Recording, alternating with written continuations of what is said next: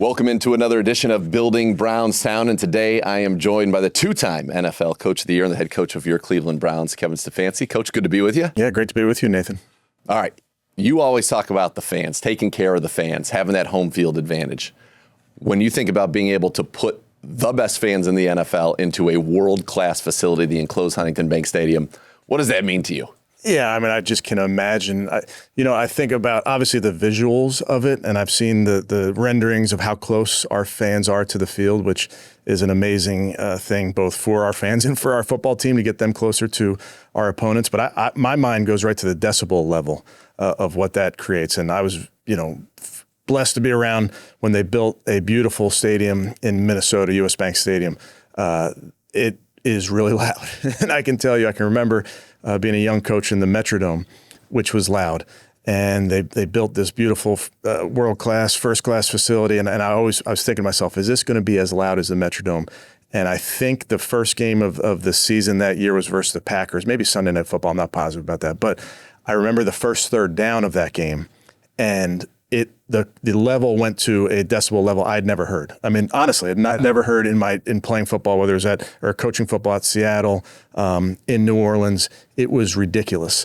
And talk about an advantage for the home team when it's really hard for the other team to operate and get in and out of the huddle and do checks at the line of scrimmage on third down. It is such a huge advantage. So my mind immediately goes, while beautiful, and I'm sure there's great bathrooms and concessions and all that, but that noise level is such a huge advantage for that home team when you can have it bouncing off the walls like it will be at our place. Because people talk about already, you come into the Dawg Pound, it's difficult to deal with. It is a tough environment to play in because of the crowd. And now that sound's not going to be going out. It's going to be coming right back down. It's just going to be amplified. I mean, the Dawg Pound has for years been just the core of who we are from a fandom and their effect that they have on the game already.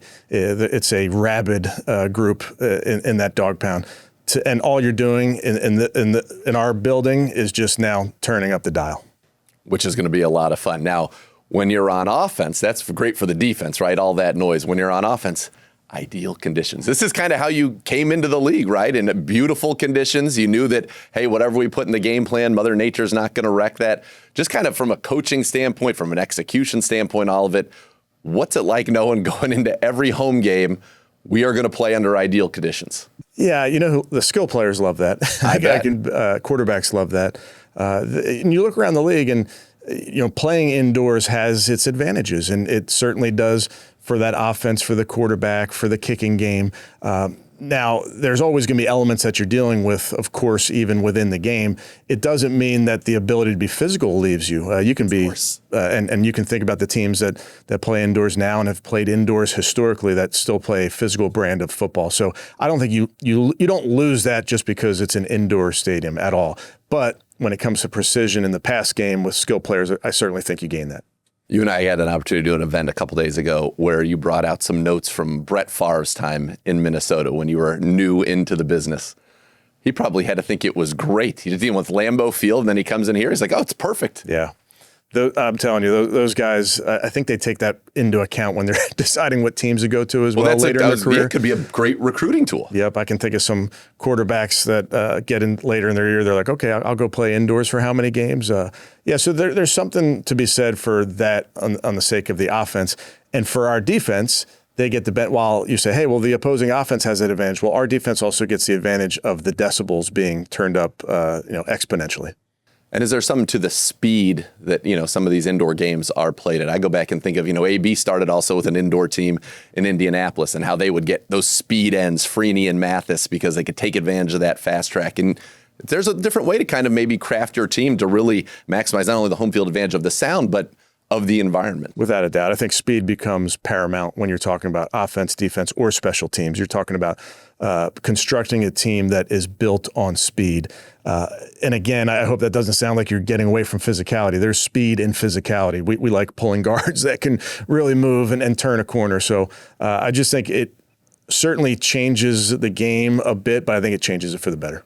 So you kind of said anecdotally, quarterbacks love to come here. Have you ever met a quarterback that like playing outdoors more than they like playing indoors? They're lying if they say they do. I think those guys like the elements to be, clean for them so they can pitch and catch. It doesn't change the fact that we loved playing at Huntington Bank Field and we love going on the road. And there's going to be December games that you're playing and January games that you're playing outdoors.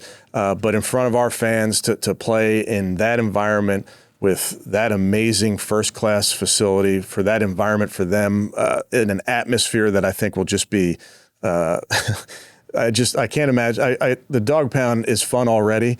What it looks like, what it's going to be, I can't wait to see it. And that wall is going to be incredible for the Dawg Pound there.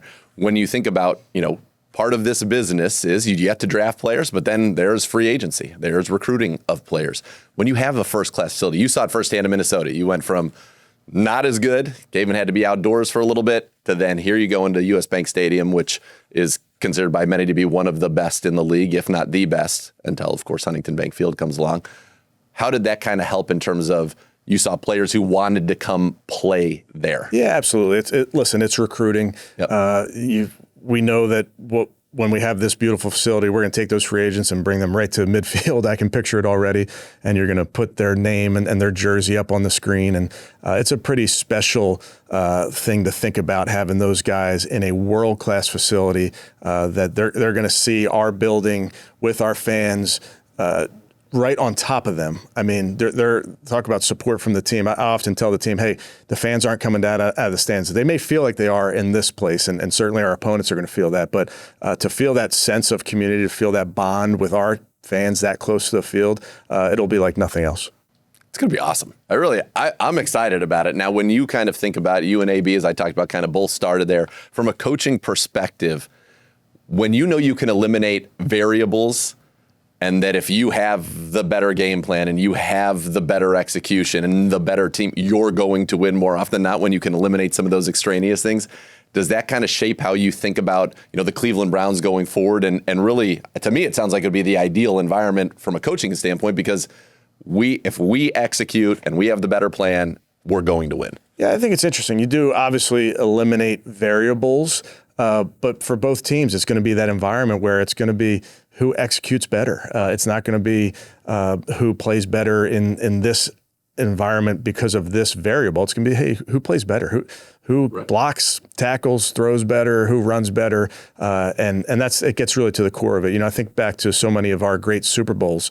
They're played in ideal conditions so that you see the very best versus the very best. And I imagine as a coach, as you assemble this team and you continue to build the Cleveland Browns, looking forward even to 2029, that if we put the best team out there, we're going to win more often than not when we control that environment. And we've got the best fans making life hard on the opponent. The part that, again, from my chair that fires me up the most is just imagining our fans in that building and how loud it's going to be.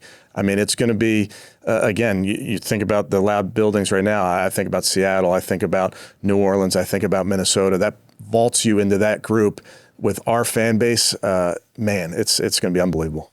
People may not understand, what are the challenges? You're calling plays. What are the challenges when you can produce that kind of an environment? Yeah, as a fan base, we want our fans to affect the game. And our fans are, I've used the word before, rabid. I mean, it's true. They're in the ear of that defense the second that they're on the field. And that's a big advantage, because on offense, you're trying to communicate personnels, you're trying to communicate formations, motions, those type of things. When you get to third down and you're in the shotgun and they're on the silent count and Myles Garrett's on the other side and he can time up that silent count, that's a huge advantage for the Cleveland Browns. I think that's where our fans play such a huge part in that advantage.